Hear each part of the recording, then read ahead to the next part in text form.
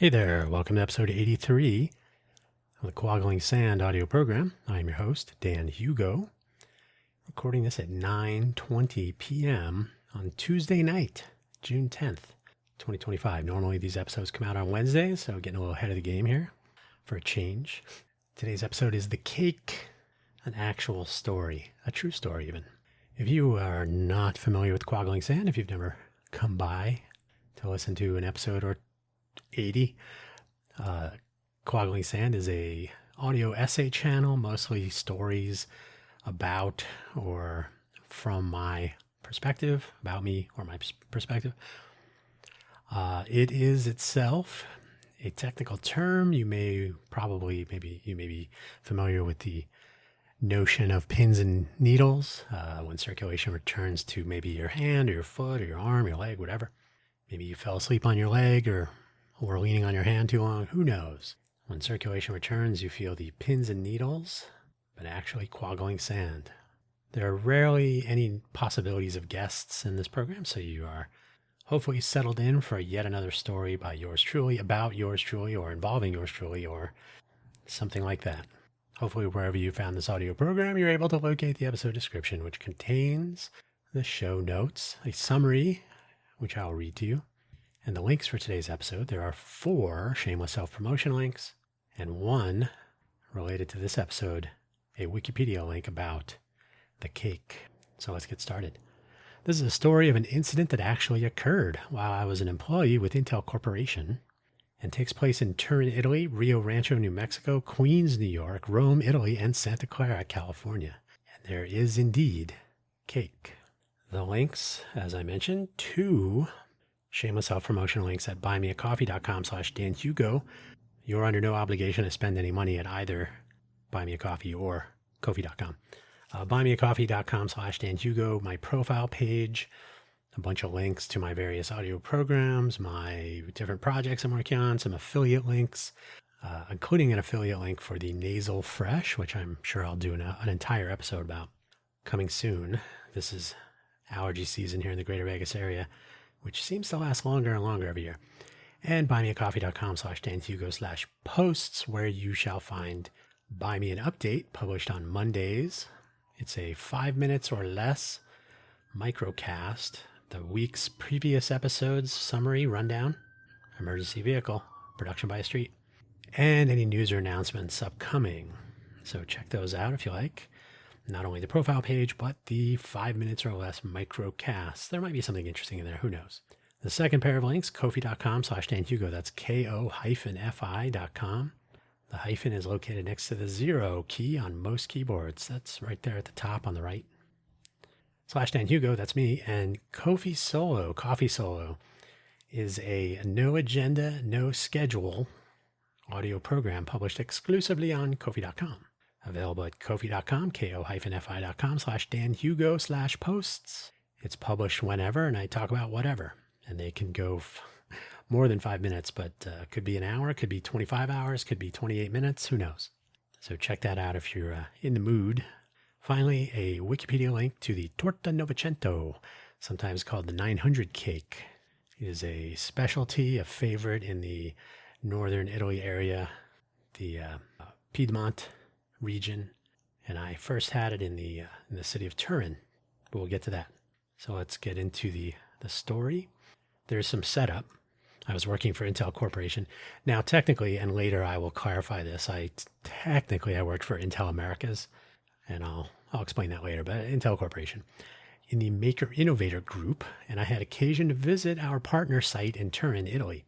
The Officine Arduino, located in the Toy Box co-working facility, in a place you may know as Torino, or perhaps the origin of a certain shroud. Take your pick. Turin, Torino. The mission was simple. We were going to be discussing the next product development collaboration, which, by the way, would be featured in a certain reality show later. And as well, this would be the first time there was an actual visit around this partnership to this site. I actually asked while I was there, has anyone from Intel been here? And they said, no, you're the first one. So that's all the evidence I have for that claim, but why not? The mission was simple. Wait, I said that already. I had a fine opportunity to interact with, so the mission was simple, by the way. I had a fine opportunity to interact with some very cool, very smart people there in the office.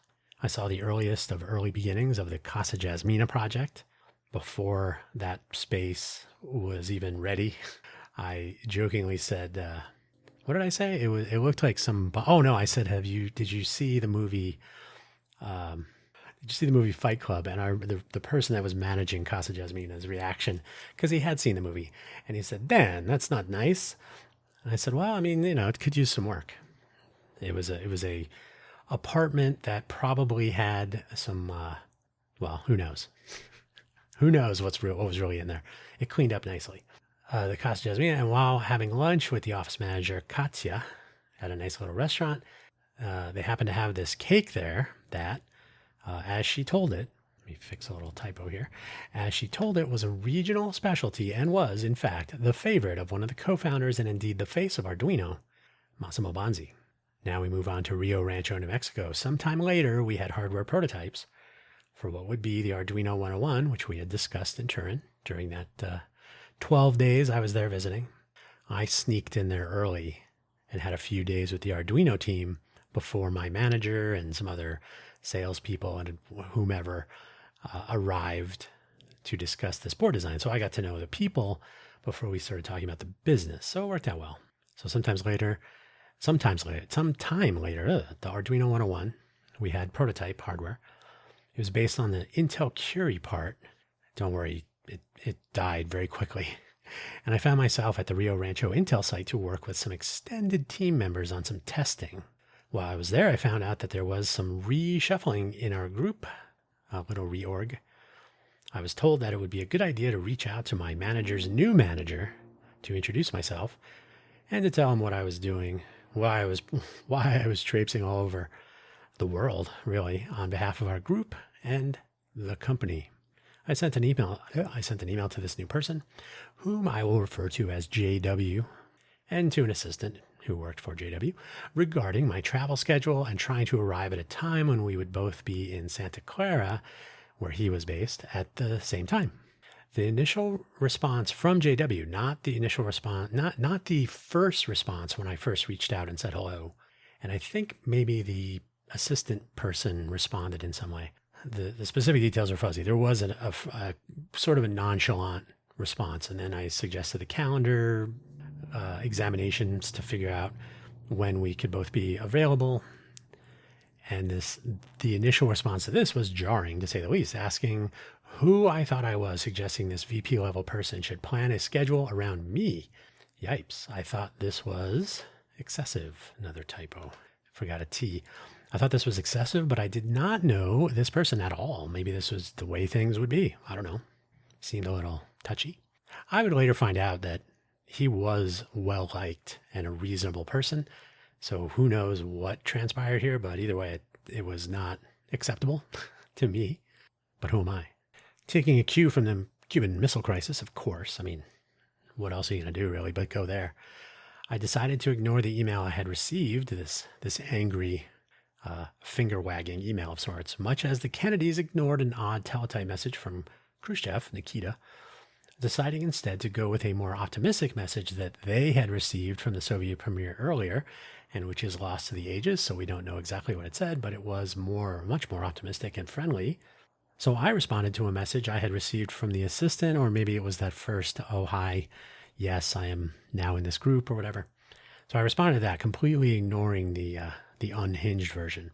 And I suggested that surely my schedule was more chaotic than JW's, so I would just reach out if I knew for sure I would be in Santa Clara sometime soon.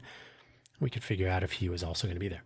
So I completely removed any responsibility for either of them to be involved in any way with a meeting that might take place at some point.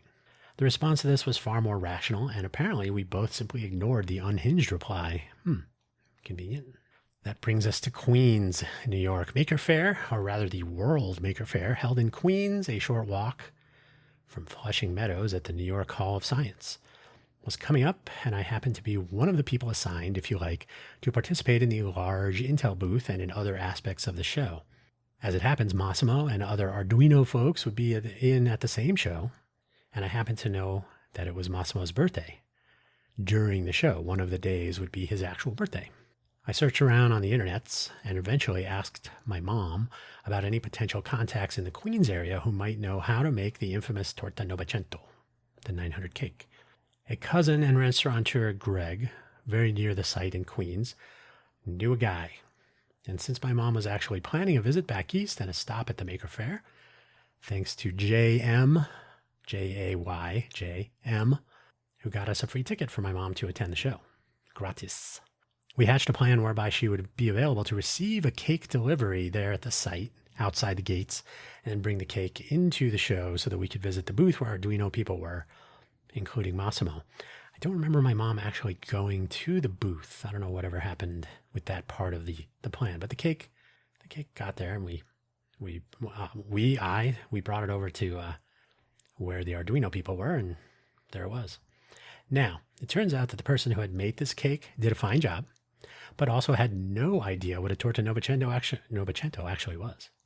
I think with some more looking, maybe with a bit more insider knowledge, we could have found someone in the New York area.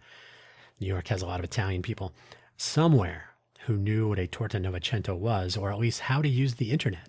They may have been able to make one for this occasion that was anywhere near what an actual torta novecento is. You look at the Wikipedia page. The cake we got didn't look like that at all. In fact, when I opened it, I said, this does not look like a torta novecento. However, while Massimo did say, no, this is not a torta novecento, but he did appreciate the gesture and had a piece of cake. We shared it with everybody nearby. It was good times. Good time was had by all. Cake. Then we found ourselves in Rome, Italy. The Arduino 101, that product we were working on in Turin and the one we were testing in Rio Rancho, was to be announced with some fanfare there at the Maker Faire in Rome, with both Massimo and JW at a podium on a stage with some pomp and even some circumstance. That went off well. There was some general excitement about Intel working with Arduino, which we had been for like 2 years at this point.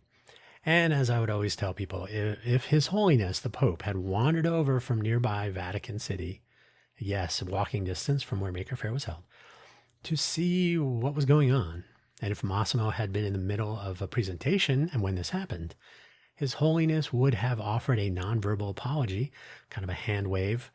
I know he liked doing that, and a quick seat to get out of the way to halt the interruption, to allow the presentation to continue. Though this is absolutely not true, not strictly true, it's pretty close to how Massimo was regarded in Rome and in Italy in general, and they may still feel that way. The way I would tell it in person is I would actually say, if the Pope had entered the back of the hall, Massimo was up there at the front, everyone would have said, shh, Massimo's talking, and he was, sorry. Massimo Bonzi. People want to know what he has to say. To celebrate the announcement, JW invited us all. He was there. He made the presentation on the Intel side, and Massimo took over, and a bright light shone through a window and so on. JW invited all the Intel people for a nice dinner at a fine restaurant with a very long table. And while I was slightly concerned that I had not yet really met JW in person or even had much communication with him, with our message kerfuffle behind us, I figured, I should go. It'd be silly not to. I found a taxi with 1 or 2 other people and headed over to the restaurant. And as it happens, JW and his wife were seated at the table with only empty chairs. Otherwise, I was apparently the first, or we were the first ones there. I extended a hand as I reached the table opposite a seated JW and his wife and introduced myself, and JW's interest was visibly piqued. Oh, you're Dan Hugo. I think he actually said something like that. Oh, you are Dan Hugo. A handshake, a greeting, an introduction to his wife, and then a quizzical look of sorts. He asked me matter-of-factly, did you get Massimo a cake? I was not in the executive handshake gathering in question, but apparently Massimo was somewhat impressed with that gesture that did not go quite as planned. A little typo there as well. Did not go, not an authentic torta novecento, but as the saying goes, it is the thought that counts. And so that he described the events to JW in a glowing way. Everybody was happy. I guess Massimo was indeed impressed by the gesture, and by passing the story on to JW, JW was also impressed, and he mentioned as much once he confirmed that I had indeed been the person who get this cake scenario implemented, with thanks to the less than knowledgeable baker, cousin Greg, my mom, of course, and the cake delivery person, all players in this unfolding story.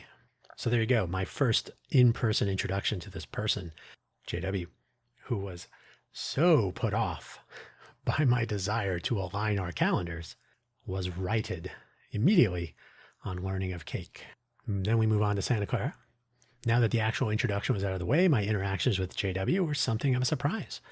The reality show I mentioned earlier, America's Greatest Makers, don't worry, you didn't see it, though it was produced by Mark Burnett, famously of Survivor fame and now somewhere in the UK because of his affiliation with The Apprentice, I guess.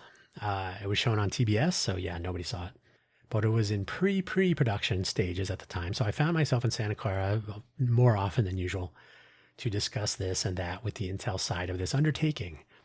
As it turns out, one of the times they were doing contestant selection, they had something like 1,000 submissions, which seems a little bit low, but they probably said, oh, TBS, man, why bother?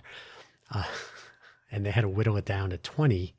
And I think the production side had removed a lot of people that they felt would not look as good on television. I think I did a whole episode about America's Greatest Makers, AGM.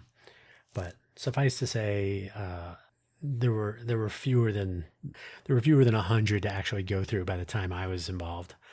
So they said, "What do you think of this one? This one? What do you think? What do you think of that project?" And so on. Okay, sure. I've seen less interesting projects in my travels, so it was okay. It was an interesting experience to say the least. But that's not what we're here for. At some point, I had a room reserved for something, some meeting or some whatever related to the show or to the tools or whatever was going on. I was going to be working directly with the contestant teams, and so I was responsible for making sure that they could actually use this product, the Arduino 101, which had not actually been shipping yet. So it's still super early prototypes, all kinds of bugs and problems and issues and bad documentation, and the list goes on. Nothing new there. So I had a room. I was going to have a meeting. I mean, it was a pretty good sized room. It's probably like 20 by 40 feet or something. Big space. That was easy to do at a place like Intel, especially because that was their headquarters site in California. One of them. Folsom was smaller, but also important. But we were there in Santa Clara, in the R&B building, in fact, the Robert Noyce building.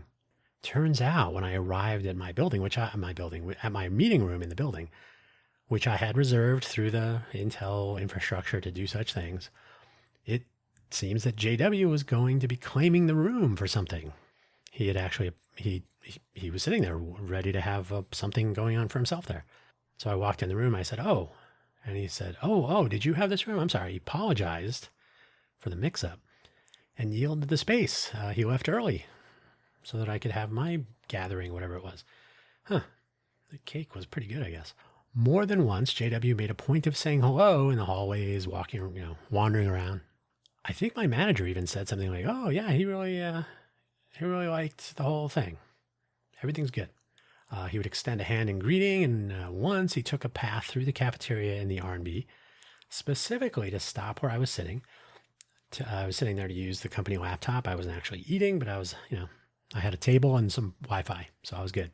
So I was sitting there doing whatever, and he stopped by, shook my hand again. "Hey, doing great. I'm really glad you're involved with the show," all that. So very positive, very, very friendly and outgoing.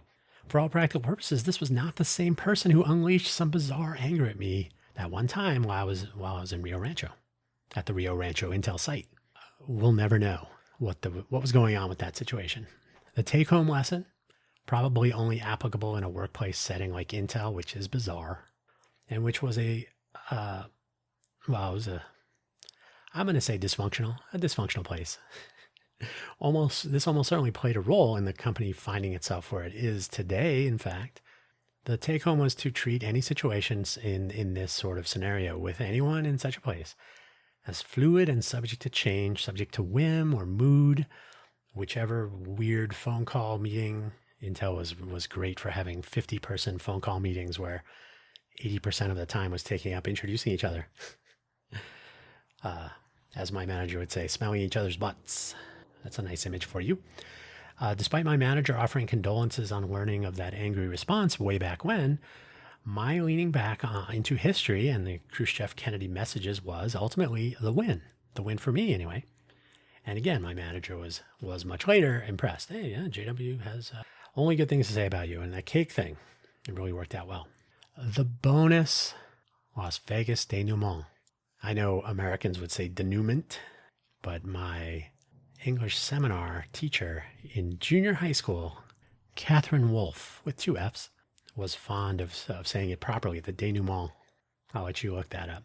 It's the end of the story. The end with a little wrap up. When I was an employee of the Intel Corporation, for most of the time I was there, I was the lone Intel employee in the state of Nevada. We actually verified that. They said, "Are you sure you're the only?" So we looked. The HR people flipped through the secret files. They said, "Yeah, you're the only person in Nevada." So they had to actually form a legal entity based in Nevada so that they could pay me through that entity according to the state's lack of income tax. And that was important. My first two paychecks were paid from Oregon. That was a bizarre story in itself.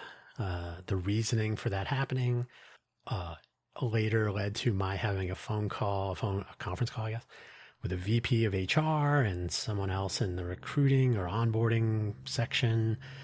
An apology. The person that kind of dropped the ball and tried to blame me for it got in trouble. They refunded the taxes. It was like I said, dysfunctional.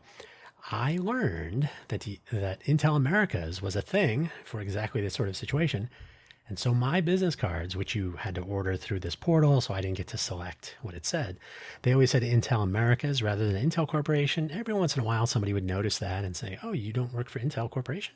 I would describe basically what I just said, maybe a little less detail. I took a layoff of a few big layoffs ago now and stayed in Vegas. They wanted me to move to somewhere that was 2 or 3 times more expensive to live.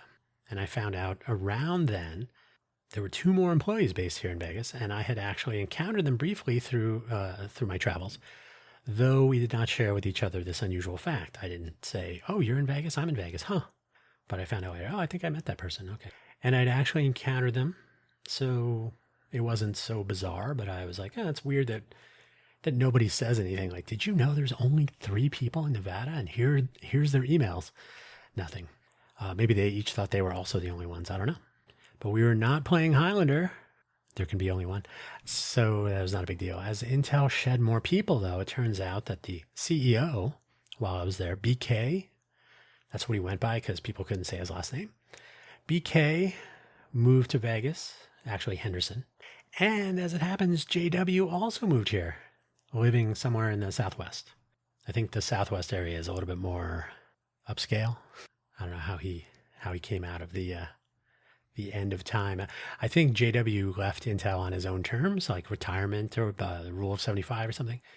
BK ran into some issues with either an improper relationship with a subordinate employee or maybe insider trading. Who knows? Who knows for sure? They're all allegations, no facts. I reached out to JW a couple of times after I found out about this proximity. I think he actually did respond before he officially moved here. I think there was either a house being built or there was some escrow or whatever the case was. It was not it was a done deal, but not a done move, a relocation. And I think, he responded to me at least once, and there was some discussion about meeting up for a drink sometime or something. But he basically very quickly adopted the standard and wildly popular ghost protocol used across the entire greater Vegas area. In other words, I got nothing. He didn't respond anymore. He disappeared. And I received even less from BK, who didn't bother to even acknowledge any of my outreach. And I did speak to BK on the set of America's Greatest Makers, in general. At some point, he wanted to know if I could help his kids with some maker projects. And I said, yeah, sure. Never happened. Basically, I've chopped both of them from my holiday card mailing list, so not a big deal, but not much of this story will continue. It's not a surprise, but the real take-home lesson is this: cake will only get you so far and for so long. Indeed. So that's the story of the cake. Hopefully it was interesting or entertaining or maybe even educational. Who knows? It has the unusual qualification or quality, both, of being completely true, 100% true. This is exactly how it happened. It didn't happen long enough ago that I'm having to fill in too many specific relevant details. I don't remember exactly which email was the nice one that I replied to, but there was a decent email. So because because that's why I did the cruise chef plan. I said, this reminds me of that. So I'm just going to ignore the angry message, the one that I don't like, and I'll respond to the one I do. And it worked out. So that's the take-home lesson. Not really embellished. I think the best part of this story for me, because of the way, the facial expression and whatnot, was when I went into that restaurant, it was only JW and his wife at this long table. I was on the other side of the table from him. I said, "Oh, hey, I'm Dan Hugo." And he, just the look, the change of expression. "Hey, yeah, this is my wife." Yeah. And he's just looking at me and says, "Did you get Massimo a cake?" Like that 30-second interval was for me the best part of the entire story. So, and obviously that's really the only take home, given the fact that people don't change. So that's where I'm going to leave it for today. But thank you for listening as always. Hopefully I will remember some other fun thing for next time. In the meantime, have a nice day. Take care and go get some cake.